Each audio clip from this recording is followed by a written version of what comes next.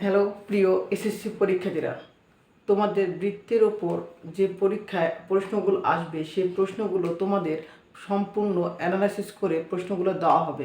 তো তোমরা যদি এই প্রশ্নগুলো করে থাকো তাহলে পরীক্ষায় দেখবা যে অবশ্যই কমন পাবা, অর্থাৎ এই ধরনের প্রশ্নগুলো তোমরা এমসিকিউতে কমন পাবা। ওকে, তাহলে এখানে প্রথম প্রশ্নে দেওয়া আছে যে 26 সেমি ব্যাস বিশিষ্ট বৃত্তের কেন্দ্র থেকে 5 সেমি দূরে অবস্থিত যে এর দৈর্ঘ্য কত। ওকে, তো বলা হলো কি 26 সেমি ব্যাস বিশিষ্ট, তাহলে এখানে আমি একটা বৃত্ত অঙ্কন করেছি।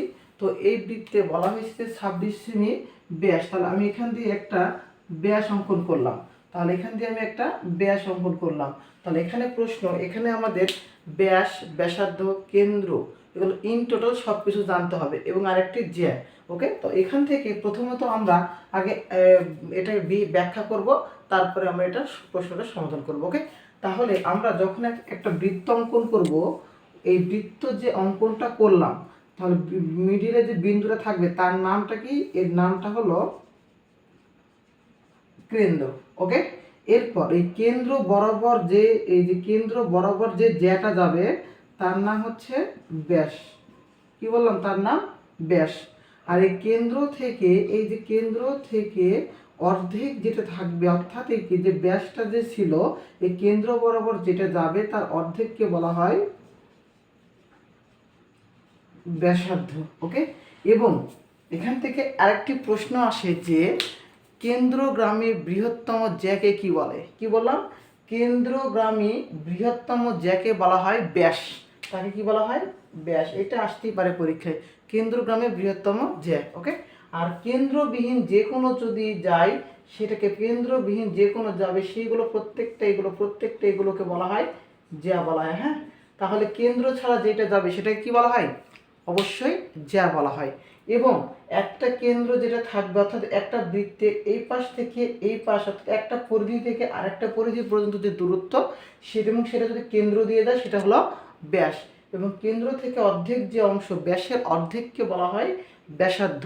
এবং এই জন্য এখান থেকে আরেকটি প্রশ্ন মানে থাকে এরকমভাবে যে ব্যাস ব্যাসার্ধের ড্যাশ, ব্যাসার্ধ ব্যাসের ড্যাশ। ওকে, ব্যাস ব্যাসার্ধের কয় গুণ? ব্যাসটা ব্যাসার্ধের 2 গুণ, এবং ব্যাসটা ব্যাসার্ধের কত হবে? তাহলে এখান থেকে মনে রাখতে হবে এই যে অংশটুকু, এতটুকু আর এতটুকু মিলে এই দুইটা যোগ হয়ে হয়েছে ব্যাস। আর এই ব্যাসার্ধটা হয়েছে যে এই পুরো ব্যাসকে অর্ধেক করা হয়েছে, সেই জন্য ব্যাসকে যদি আমরা 2 দ্বারা ভাগ করি তাহলে পাবো ব্যাসার্ধ, এবং যদি ব্যাসার্ধকে আমরা 2 দ্বারা গুণ করি তবে পাবো আমরা ব্যাস। ওকে, ব্যাস, ব্যাসার্ধ, জ্যা, কেন্দ্র। ক্লিয়ার?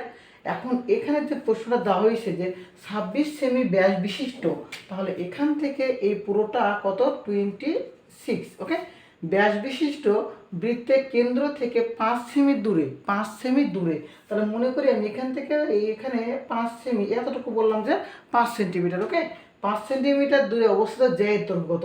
তাহলে আমি এই বরাবর একটা জ্যা অঙ্কন করলাম, এই বরাবর একটা কি করলাম? জ্যা অঙ্কন করলাম।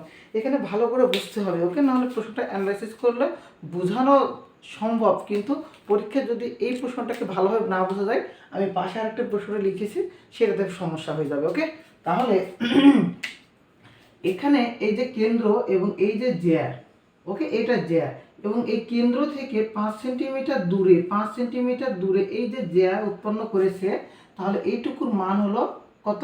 5। আর এতটুকুর মান কত পাইছি আমরা? এই পুরোটার মান হচ্ছে 26। তাহলে এই সামান্যটুকু, অর্থাৎ এই ব্যাসার্ধটার মান কত হবে? 26-এর অর্ধেক, তাহলে কত হবে? 13 হবে, তাই না? একটু আগে সেজন্য এগুলো অ্যানালাইসিস করে বলে দিলাম যে 26/2 করলে কত হবে? 13 হবে। ক্লিয়ার? তাহলে আমরা যদি এই যে ব্যাসার্ধটা করেছি ওইটা না করে যদি আমরা এইটুকু করতাম, এই দিকে ব্যাসার্ধ করতাম, তাহলে এই ব্যাসার্ধের মান কত হইতো? 13 হইতো। তাহলে এখানে আমরা এই ত্রিভুজটাকে আমরা কেটে নিয়ে চলে আসলাম। তাহলে এই ত্রিভুজে এইটার মান 13 এবং এইটার মান 5, এটা একটা সমকোণী ত্রিভুজ। তাহলে এই যে সমকোণী একটা ত্রিভুজ, এইটাকে বলা হয় অতিভুজ, এটাকে বলা হয় লম্ব, এবং এটাকে বলা হয় ভূমি। তাহলে আমরা এখানে যদি পিথাগোরাস প্রয়োগ করি, কি বললাম? পিথাগোরাস প্রয়োগ করি, তাহলে আমরা কি পিথাগোরাস সূত্র কি শিখেছি? অতিভুজ স্কয়ার সমান লম্ব স্কয়ার প্লাস ভূমি স্কয়ার। প্রশ্নে আমার এইটুকুর মান দরকার, তাই না? এইটুকু, তাহলে ভূমি, তাহলে আমরা এখান থেকে কি লিখতে পারি? ভূমি স্কোয়ার সমান অতিভুজ স্কোয়ার মাইনাস লম্ব স্কোয়ার। তাহলে অতিভুজ বলতে 13, 13-র উপর যদি আমরা স্কোয়ার করি এবং লম্ব বলতে 5, 5-এর উপর যদি আমরা স্কোয়ার করি, 13 13 কত হবে? 169, আর 5 5 25। তাহলে 169 থেকে যদি আমরা 25 বাদ দিই তাহলে কত হবে? 144 হবে। তাহলে এখান থেকে আমরা ভূমি সমান কত পাইলাম? 144 স্কোয়ার। তাহলে আমরা অতএব ভূমি কত পাবো? ভূমিটা পাবো √144। তাহলে 144-এর রুট করলে কত হবে? 12 হবে। তাহলে উত্তরটা আমরা কত পাইলাম? 12 পাইলাম। ওকে, তাহলে এইটুকুর মান যদি আমরা 12 পাই তাহলে পুরোটার মান কত পাবো? তাহলে এই মানের সাথে যদি আমরা 2 দ্বারা গুণ করি পুরোটার মান পেয়ে যাবো। তাহলে কত হবে? 12 2 24। তাহলে এখানে এই জে এর মান কত পাইলাম আমরা? 24। এটার উত্তর হলো 24। ক্লিয়ার? সেম একটা প্রশ্ন এখানে দেওয়া হয়েছে যে 3 সেমি ব্যাসার্ধ বিশিষ্ট বৃত্তের কেন্দ্র থেকে 2 সেমি দূরবর্তী জ্যায়ের দৈর্ঘ্য কত হবে? ওকে, এখানে আমি ব্যাস দিয়ে প্রশ্ন দিয়েছিলাম, আর এখানে দিয়েছি 3 সেমি ব্যাসার্ধ বিশিষ্ট একটি বৃত্ত। আমি এখানে একটা বৃত্ত অঙ্কন করলাম। ওকে, তাহলে এখানে একটা কেন্দ্র, তো প্রশ্নে বলেছে 3 সেমি ব্যাসার্ধ, তাহলে এখান থেকে এতটুকুর মান কত? 3, তাই না? তাহলে এখান থেকে বলেছে বৃত্তের কেন্দ্র থেকে 2 সেমি দূরবর্তী জ্যায়ের দৈর্ঘ্য কত? তাহলে আমি সাপোজ বললাম যে এখান থেকে এতটুকু হলো 2 সেন্টিমিটার, তাহলে এই দিক বরাবর যেটা গিয়েছে সেটা হচ্ছে জ্যা, কি গিয়েছে? এটা জ্যা। এতটুকুর মান কত বললাম? 2। আর এই ব্যাসার্ধটার মান কত ছিল? ব্যাসার্ধটার মান ছিল 3।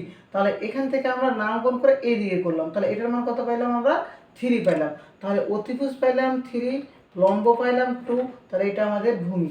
সেমভাবে আমরা পিথাগোরাস প্রয়োগ করলে অঙ্কটাকে সমাধান করতে পারি। ক্লিয়ার?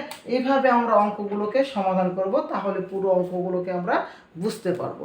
এই ছিল আমাদের 1 নম্বর বৃত্তের অঙ্ক। এরপরে আরও অনেকগুলো বৃত্ত নিয়ে আসবো, তো পরীক্ষার জন্য এই অঙ্কগুলো প্র্যাকটিস করবো, তাহলে হয়ে যাবে।